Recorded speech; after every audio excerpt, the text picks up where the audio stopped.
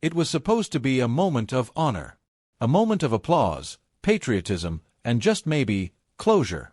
President Donald Trump stood at the podium during a grand Veterans Day ceremony at Arlington National Cemetery. Rows of American flags lined the walkways. Cameras flashed. Military bands played in the background. Dozens of U.S. Marines, one by one, were being recognized for acts of extreme bravery. Some posthumously. Some standing tall with visible scars. All of them heroes. Among them was Sergeant David Morales, a highly respected yet quiet Marine from El Paso, Texas. He had served 2 brutal combat tours in Afghanistan. Survived a roadside bomb that should have taken both his legs. Pulled 3 brothers in arms from a vehicle engulfed in fire. Medics called his survival a miracle. His comrades called him unstoppable. But Morales was not the man who basked in attention. He didn't do interviews. He turned down every podcast, magazine feature, and viral photo moment. Even veterans' galas rarely brought him out of the shadows.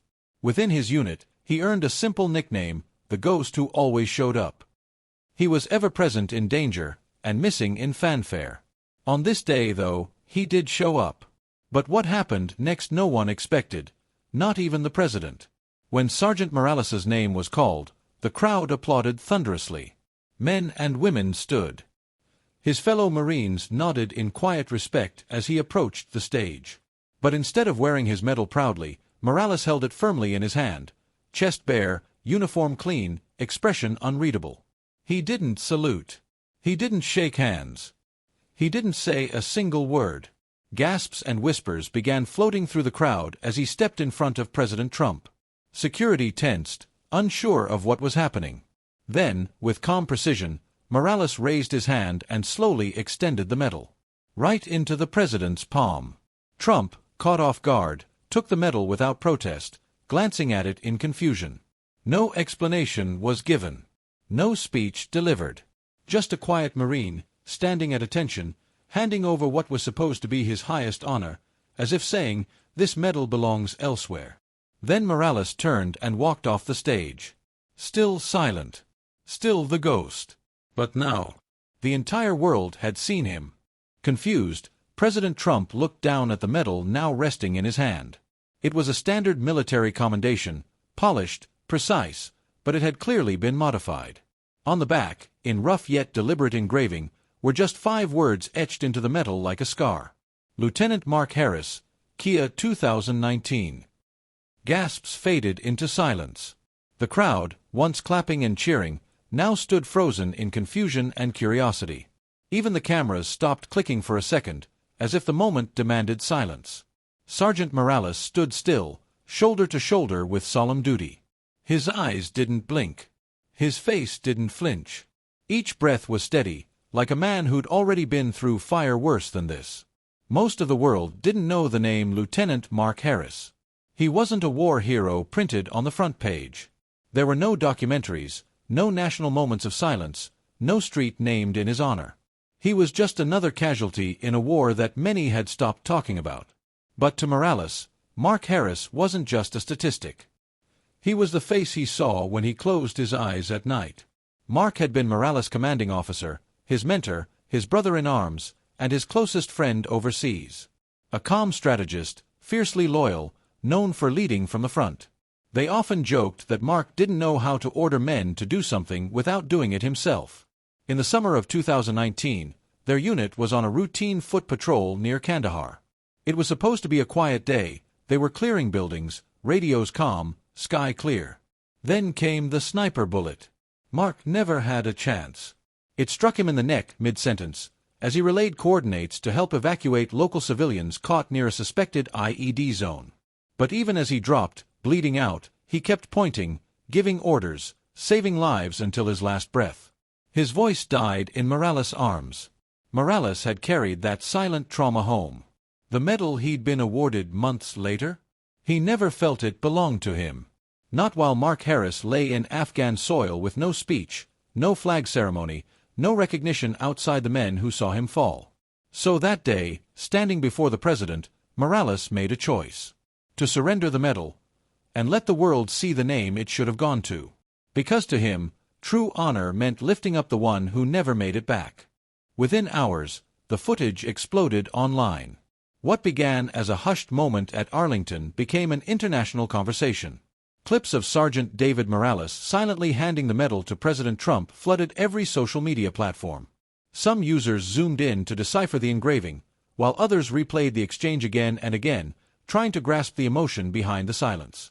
Before dawn the next morning, #the name on the medal was trending worldwide. Comment sections filled with everything from outrage to reverence. Some accused Morales of breaking protocol or disrespecting the office of the president. But far more voices rose in support, especially from the military community. "He said more with his silence than most can say in a speech," one retired colonel tweeted. "That's the kind of quiet valor our country is built on." Veterans from every branch, active and retired, joined the wave of support. Stories of similar losses began to flood in. Brothers and sisters in arms shared photos, posted dog tag engravings, and wrote tributes to those they had lost but who had never received medals or headlines. Morales' single act had ripped open something deep, the quiet grief so many had buried for years. Meanwhile, reporters across the country raced to find out who Lieutenant Mark Harris was. No media bio. No political affiliations. Just an ordinary officer with an extraordinary reputation in his unit. They tracked down Mark's family in a small Texas town outside Lubbock. His parents, still grieving in private after nearly 4 years, had no idea what David planned. "I didn't know David was going to do that," Mark's mother said through tears during her first televised interview. "But I can't think of anything more powerful. He gave Mark the moment that so many forget to give, a moment of recognition." The camera panned to a framed photo of Mark in uniform, smiling beside Morales during a deployment cookout. It quickly became the face of the movement. Support poured in for the Harris family. Flowers, letters, folded flags sent from veterans' halls all over the country. And even for people who'd never worn a uniform, Morales' message resonated. It wasn't about politics. It wasn't about protest. It was about remembrance. One name. One friendship. One act of silent courage, reminding the world what true honor really looks like. When a journalist finally caught up with Sergeant David Morales days after the viral moment, he wasn't standing in front of a crowd or seated at a press table. He was in a quiet corner of a local coffee shop in El Paso, wearing a simple hoodie and jeans, trying to go unnoticed, as always. He didn't seem eager to talk, and he didn't need long soundbites or dramatic declarations. What he said was simple, but it hit harder than any headline. "I didn't do it for cameras," he began. "I did it because Mark never got to walk the stage. Never got to see his medal. Never got the thanks. So I gave mine to someone who could have honored his name months ago, but didn't." He spoke without malice. He didn't bash the president. He didn't take a political stance. He didn't raise his voice or point fingers. And that's what made it even more powerful. He simply said the name again, calmly, purposefully, like a sacred truth he refused to let the world forget. Mark Harris. That's all.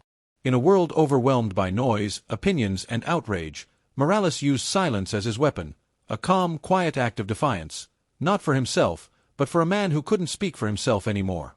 What happened next surprised even him.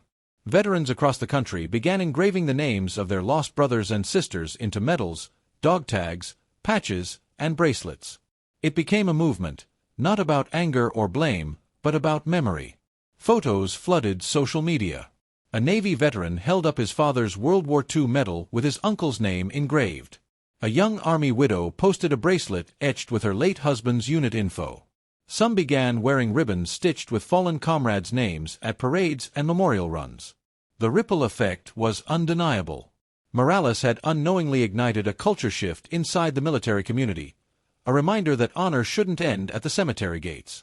That stories don't have to disappear just because recognition was delayed or denied. For countless families, it was the first time they felt truly seen. For Morales, it wasn't about starting a movement. It was about finishing a tribute, one that should have been given long ago. And all it took to light that fire was one name and a moment of brave silence. Weeks later, away from the spotlight and media frenzy, a quiet ceremony was arranged behind closed doors at a military base in Texas. No microphones. No reporters. No applause. Just a small group of officials, 2 folding chairs, and the wait of a moment long overdue. President Trump, having requested the meeting himself, arrived solemn and reserved. He returned the medal Sergeant David Morales had given him weeks earlier, the same medal with Lieutenant Mark Harris, Kia 2019, engraved on the back. "He earned it," the president reportedly said, placing the medal gently on the table between them. "And I understand why he did what he did." Morales looked down at the medal, the light catching its edge. You could almost hear him breathing, steady, collected. But he didn't reach for it. Instead, he simply said, "I already gave it away." He paused, then repeated, quieter this time, "To Mark." And that was the end of it. There were no cameras to flash. No hands forced into a photo op. Just a salute, a nod, and 2 men parting ways, heavy with different kinds of responsibility. Today, that medal doesn't hang on David Morales' wall, nor in a government archive. It rests behind clean glass in a local VFW, Veterans of Foreign Wars, hall in El Paso, Texas. Tucked in the corner beside old uniforms and folded flags, it lies beneath a black-and-white photo of Lieutenant Mark Harris, young and proud in his dress blues. Above it, carved into a simple wooden placard, are the words, "One Marine refused to speak, so his brother's name could be heard." The hall itself is nothing fancy. Old wood floors, metal chairs, dusty trophies. But that display case has become sacred ground. Visitors who stop to read the story, to see the medal, often say the same thing. There's a distinct silence in that corner. Not the kind of silence that feels empty, but the kind that feels full of memory, honor, and a truth too deep for words. It's not a place of sadness. It's a place of presence. And everyone who walks away from it walks a little slower, reminded that silence isn't the absence of something. Sometimes, it's the purest way to remember.